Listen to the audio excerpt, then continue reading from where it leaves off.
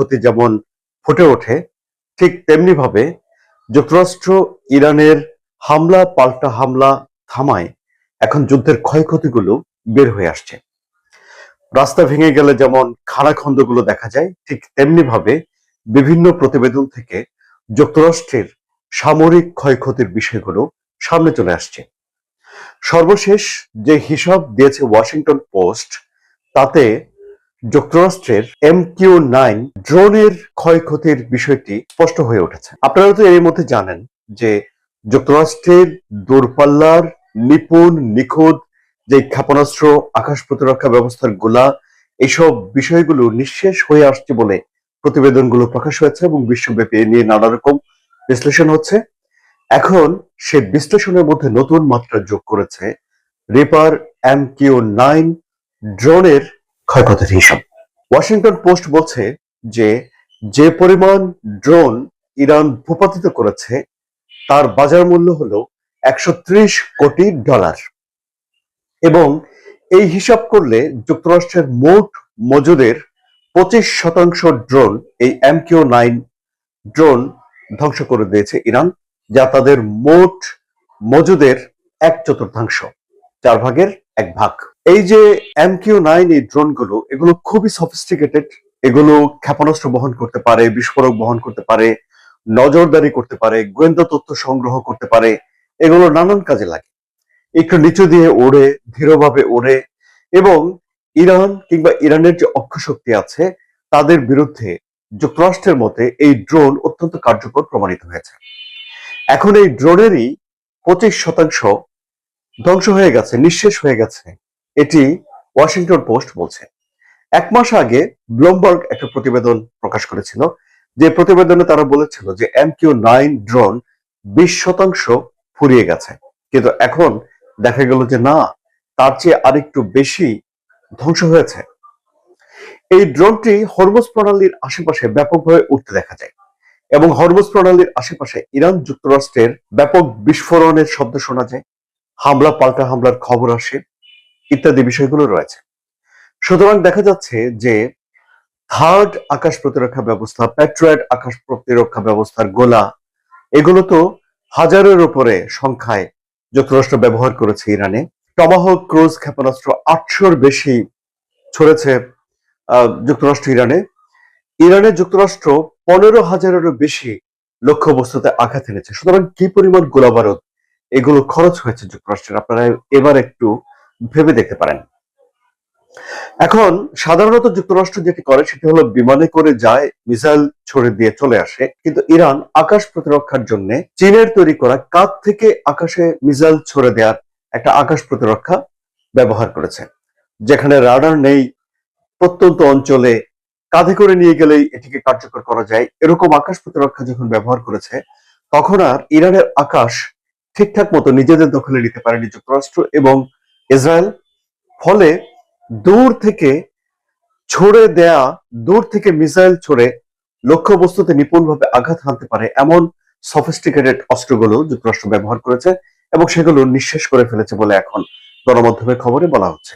যদিও যুক্তরাষ্ট্র মুখ মুছে না করে দিচ্ছে, তারা বলছে যে না, এই খবরগুলো সত্য নয়, এগুলো ভুয়া। তাদের কিছু কিছু ক্ষেপণাস্ত্রের হয়তো শর্টেজ তৈরি হতে পারে, কিন্তু তারা দ্রুতই বানিয়ে ফেলছে, এবং তাদের প্লেন্টি অফ প্রচুর পরিমাণে অস্ত্রশস্ত্র রয়েছে, এই কথাটি যুক্তরাষ্ট্রের দিক থেকে প্রচার করা হয়।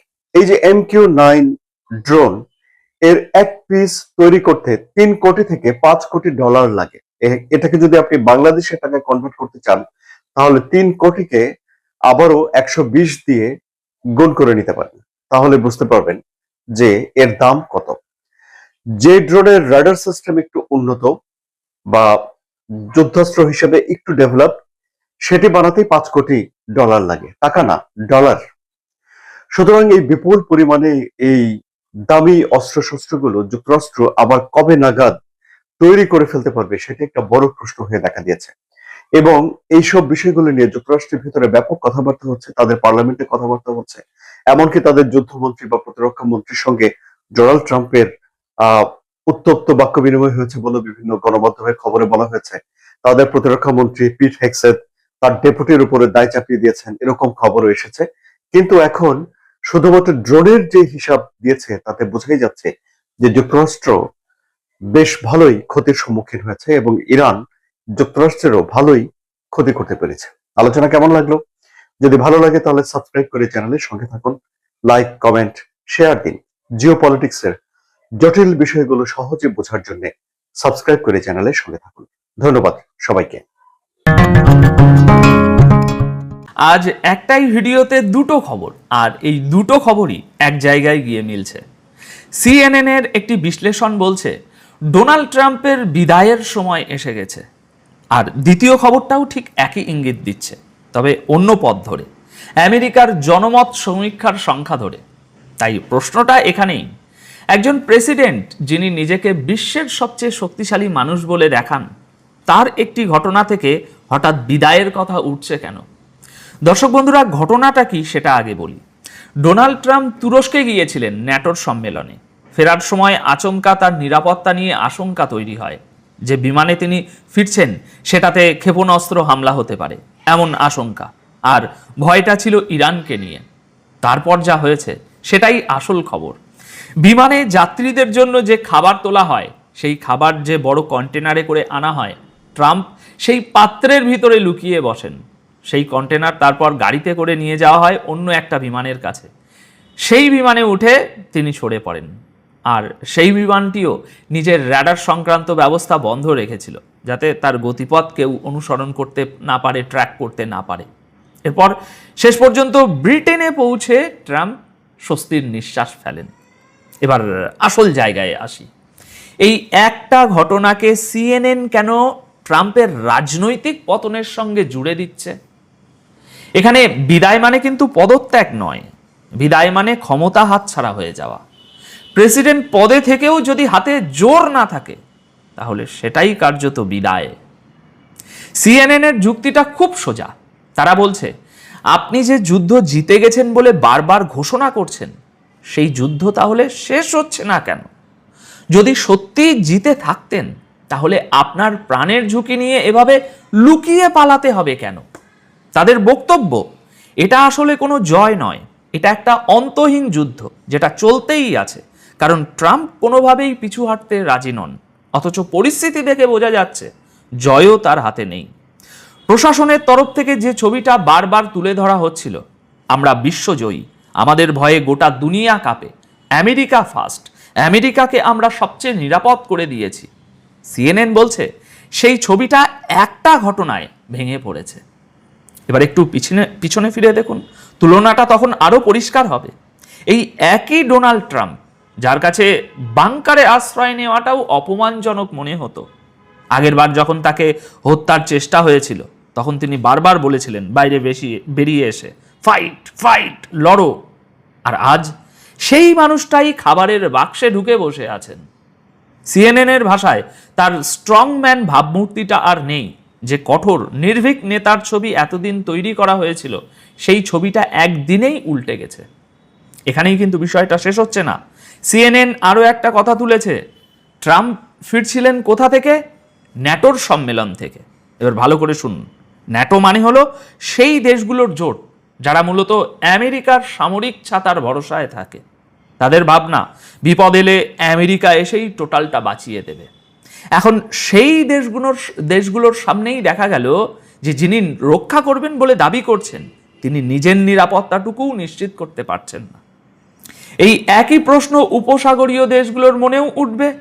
জিসিসিভুক্ত দেশগুলো যারা আমেরিকার নিরাপত্তা প্রতিশ্রুতির উপর ভরসা করে বসে আছে, তারাও ভাবতে বাধ্য হবে, যিনি নিজেই খাবারের ট্রাকে লুকিয়ে পালাচ্ছেন, তিনি আমাদের কি রক্ষা করবেন? তার মানে একটা ছোট্ট ঘটনা, কিন্তু তার ছায়া অনেক দূর পর্যন্ত পড়ছে। এবার আসা যাক সবচেয়ে গুরুত্বপূর্ণ জায়গায়, সিএনএন এর সবচেয়ে বড় অভিযোগ। তারা বলছে ট্রাম্প বারবার চুক্তি পিছিয়ে দিচ্ছেন, আর তাতে নিজেরই ক্ষতি করছেন। অনেক আগেই যদি একটু নমনীয় হয়ে কিছু একটা করে বেরিয়ে আসতেন, তাহলে অন্তত মুখ রক্ষা হতো। কিন্তু এখন উল্টোটা ঘটছে। বিশ্লেষণে বলা হচ্ছে, ইরান দিনে দিনে নিজের শর্ত আরও কঠিন করে তুলছে। বলা হচ্ছে সর্বশেষ হিসেব অনুযায়ী আমেরিকার প্রায় 80% ক্ষেপণাস্ত্র প্রতিরোধ অস্ত্র অর্থাৎ ইন্টারসেপ্টর মিসাইল ইতিমধ্যেই খরচ হয়ে গেছে। ভাবুন, ঢালের 80%ই যদি শেষ হয়ে যায় তাহলে বাকি 20% দিয়ে কতক্ষণ আটকাবেন? সিএনএন এর বিশ্লেষণে আরও দুটো কথা বলা হয়েছে। প্রথমত, ইরান ঝাঁক বেঁধে হামলা করে, একসঙ্গে বহু ক্ষেপণাস্ত্র ছুড়লে প্রতিরক্ষা ব্যবস্থা বিভ্রান্ত হয়ে পড়ে, কোনটা আটকাবে সেটাই ঠিক করতে পারে না। দ্বিতীয়ত, তাদের কিছু ক্ষেপণাস্ত্রের গতিপথ এমন যা প্রতিরক্ষা ব্যবস্থাকে ফাঁকি দিতে পারে, মাঝপথে গতি বদলায়, থমকে যায়, তারপর আবার এগোয়, ফলে হিসেব করে আটকানো কঠিন হয়ে দাঁড়ায়। আর এই কারণেই বলা হচ্ছে ট্রাম্প সেদিন ভয় পেয়েছিলেন। এর সঙ্গে আর একটা প্রশ্ন জোরালোভাবে উঠছে। এই ঘটনার সবচেয়ে অস্বস্তিকর দিকটা এবার শুনুন। সিএনএন লিখছে সিক্রেট সার্ভিস ট্রাম্পকে বাঁচিয়ে নিয়ে গেছে, সেটা তাদের কাজ, বোঝা গেল। কিন্তু ট্রাম্প নিজের প্রাণ বাঁচিয়ে সরে গেলেন আর হোয়াইট হাউসের কর্মী, বিমানের কর্মী এবং সঙ্গে থাকা সাংবাদিকদের ওই বিমানেই ফেলে রেখে গেলেন।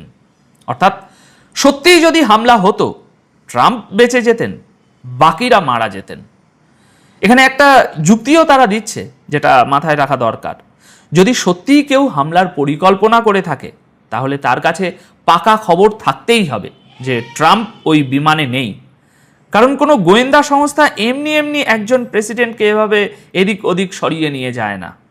আবার উল্টো সম্ভাবনাটাও আছে, হতে পারে কেউ ইচ্ছে করে ভুল তথ্য ছড়িয়ে দিয়েছে, মজা নিচ্ছে, আর তার ফলেই এই ছোটাছুটি। কোনটা সত্য সেটা এখনই নিশ্চিত করে বলা যাচ্ছে না, তবে সিএনএন এর মোদ্দা কথাটা একদম পরিষ্কার। যে মানুষটা বলতেন পুরো ব্যবস্থাটাই আমরা বদলে দেব, গোটা দুনিয়া আমাদের হাতের মুঠোর ভিতরে, সেই মানুষটা নিজেই আজ নিরাপদ নন। আর তাই নির্বাচনে যখন তিনি নামবেন, তখন তাকে সাহসী নয়, ভীতু হিসাবে দেখা যাবে। একটা দিনেই গোটা ছবিটা বদলে গেছে। এখন প্রশ্ন হচ্ছে, এই কথাগুলো ঠিক এই সময়েই কেন উঠছে? কারণ নভেম্বরে আমেরিকায় মিড টার্ম নির্বাচন, এখন চলছে প্রার্থী বাছাইয়ের পর্ব, সেটা শেষ হলেই মূল ভোট। আর ট্রাম্পের দল এই মুহূর্তে খুবই দুর্বল জায়গায় দাঁড়িয়ে আছে। কতটা দুর্বল সেটা এবার সংখ্যা দিয়ে বুঝুন। এখানেই আসে আমাদের আজকের দ্বিতীয় খবর। আমেরিকায় নিয়মিত জনমত সমীক্ষা হয়, দেশের মানুষ প্রেসিডেন্টের কাজ নিয়ে সন্তুষ্ট কিনা সেটা মেপে দেখা হয়। একে বলে অ্যাপ্রুভাল রেটিং, সহজ কথায় কাজের নাম্বার। সেই নাম্বার এখন ট্রাম্পের জন্য ভয়াবহ। দ্য ইকোনমিস্টের একটি সমীক্ষা বলছে ট্রাম্প ঠিকঠাক কাজ করছেন এটা মনে করেন মাত্র 33% মানুষ, 66% বলছে কাজ ভালো হচ্ছে না। আর সবচেয়ে গুরুত্বপূর্ণ কথাটা হলো এই সপ্তাহের মধ্যেই 3% পড়ে গেছে, আগে ছিল 36%, এখন 33। এবার বাকি সংখ্যাগুলো শুনুন। ট্রাম্প সৎ ও বিশ্বাসযোগ্য কিনা এই প্রশ্নে 60% মানুষ বলেছেন না, তাকে সৎ বা বিশ্বাসযোগ্য বলা যায় না। দেশ কি সঠিক পথে চলছে? 65% আমেরিকান মনে করছেন দেশ ভুল পথে যাচ্ছে। 80 বছর বয়সে কারো প্রেসিডেন্ট থাকা উচিত কিনা এই প্রশ্নে 53% মানুষ বলেছেন উচিত নয়। অর্থাৎ সংখ্যাগরিষ্ঠ মানুষ মনে করছেন এই বয়সে প্রেসিডেন্টের দায়িত্ব সামলানো ঠিক নয়। আর সবচেয়ে বড় ধাক্কাটা এসেছে দুর্নীতির প্রশ্নে। অভিযোগ হলো ট্রাম্প প্রেসিডেন্টের পদটাকে ব্যক্তিগত লাভের জন্য ব্যবহার করছেন। 61% আমেরিকান এই অভিযোগ মানছেন। বিচার বিভাগ নিয়েও একই ছবি। 55% মানুষ মনে করছেন ডিপার্টমেন্ট অব জাস্টিস অর্থাৎ বিচার সংক্রান্ত সরকারি দপ্তরটির অপব্যবহার হচ্ছে এবং সেটাকে বিরোধীদের বিরুদ্ধে ব্যবহার করা হচ্ছে। মানে সরকারের একটা বিভাগ আদালতে গিয়ে বিরোধীদের বিরুদ্ধে দাঁড়িয়ে যাচ্ছে। এই সমীক্ষাটি হয়েছে 7 থেকে 10 আগস্টের মধ্যে এবং এতে ত্রুটির সম্ভাব্য সীমা ধরা হয়েছে 3.2%। এখন আপনি বলতে পারেন একটা সমীক্ষা দিয়ে কি প্রমাণ হয়? ঠিক কথা, তাই আরো কয়েকটা দেখে নিন। সংসদীয় ভোটের প্রশ্নে অর্থাৎ কোন দলকে ভোট দেবেন এই প্রশ্নে ডেমোক্রেটরা ট্রাম্পের দলের চেয়ে 8% এগিয়ে আছে। মার্কেট ল স্কুলের সমীক্ষা বলছে ডেমোক্রেটরা 6% এগিয়ে। রয়টার্সের সমীক্ষা বলছে 5%। সংখ্যাগুলো এক নয়, কিন্তু দিকটা এক, সবকটিই ট্রাম্পের বিপক্ষে যাচ্ছে। এবার শুনুন ট্রাম্প নিজে এই নিয়ে কি বলছেন। তার বক্তব্য, এটা তার ব্যর্থতা নয়, জনপ্রিয়তা তার কমেনি, সমস্যা হলো দলের সংসদদের নিয়ে। তারা ঠিকমতো কাজ করছেন না। কিন্তু এখানে একটা সহজ প্রশ্ন থেকে যায়, যে বিষয়গুলোতে মানুষ সবচেয়ে বেশি অসন্তুষ্ট সেগুলো তো সরাসরি তাকে নিয়েই। এই পদের অপব্যবহার, ব্যক্তিগত লাভ, বিশ্বাসযোগ্যতা, এসবে সংসদরা কি করবেন? এবার আসল হিসেবটায় আসি, কারণ ভোটে সংখ্যাটাই শেষ কথা। আমেরিকার প্রতিনিধি পরিষদে অর্থাৎ হাউসে মোট আসন 435টি। প্রতিটি আসনের লড়াই আলাদা, তাই 8% এগিয়ে থাকা মানেই হবে সব জায়গায় 8%, এমনটা ভাবা যাবে না। কোথাও বেশি, কোথাও কম। তাহলে এই 8%-এর আসল প্রভাব কোথায় পড়বে ওই দোলাচলে থাকা রাজ্যগুলোতে, যেখানে ফল আগে থেকেই ঠিক হয়ে আছে। সেখানে খুব একটা কিছু বদলাবে না, কিন্তু যেখানে আর কি হাড্ডাহাড্ডি লড়াই, সেখানেই এই কয়েকটা শতাংশ খেলা ঘুরিয়ে দিতে পারে। আর এখানেই ট্রাম্পের দলের বিপদ, কারণ গত হাউস নির্বাচনের পর থেকেই রিপাবলিকানরা সংখ্যাগরিষ্ঠতা খুবই দুর্বল। বলা হচ্ছে ডেমোক্রেটরা মাত্র 3টি আসন বাড়াতে পারলেই সংখ্যাগরিষ্ঠতা তাদের হাতে চলে যাবে।